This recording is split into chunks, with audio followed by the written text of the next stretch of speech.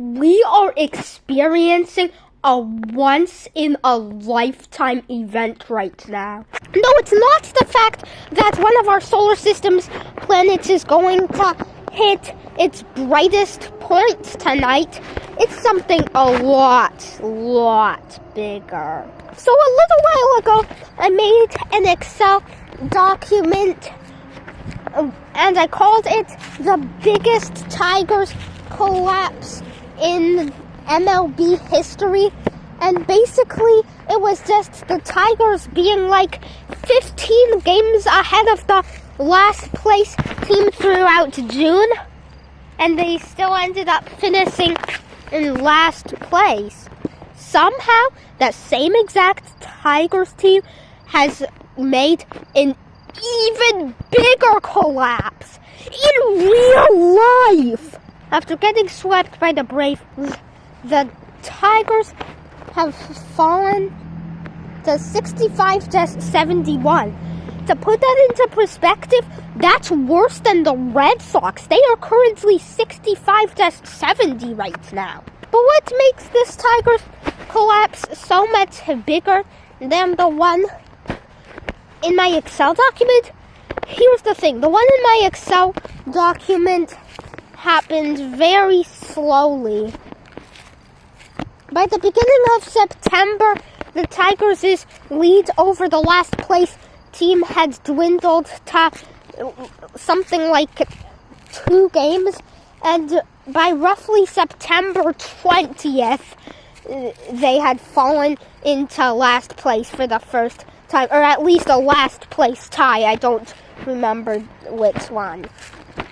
Hang on, the video's been on for almost 2 minutes, so...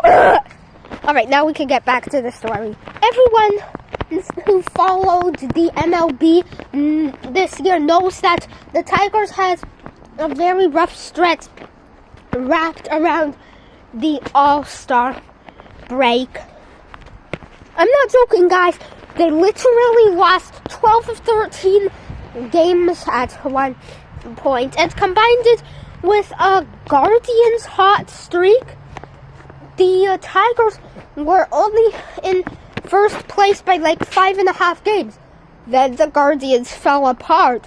They were hovering around 500 for a while. And entering September, the Tigers' lead in the division was roughly 10 games. And now it's dwindled down to just 1 game, due to the Guardians having an even hotter stretch than the other one, and the Tigers having an even worse stretch. Alright, it might not be worse than the stretch where they lost 12 of 13, but it is almost as bad, and it's been lasting for a lot longer, so I'm just gonna say it's worse. They've currently lost 6 games in a row, and 9 of their last 10. For crying out loud, they've even had a series that they lost 2 of 3 at home against the White Sox. A powerhouse team should never do any of those things. Yes, the Tigers were 78-53 at one point. That's 25 games over 500. They were almost as good as the Brewers, who were going through a rough stretch. So even though the Tigers' record was worse, I think they were better.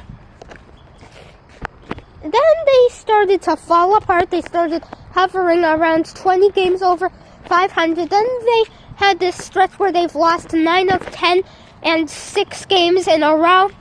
And, well, yeah. I have no clue how in the world they managed to do this, but this is truly a once-in-a-lifetime event.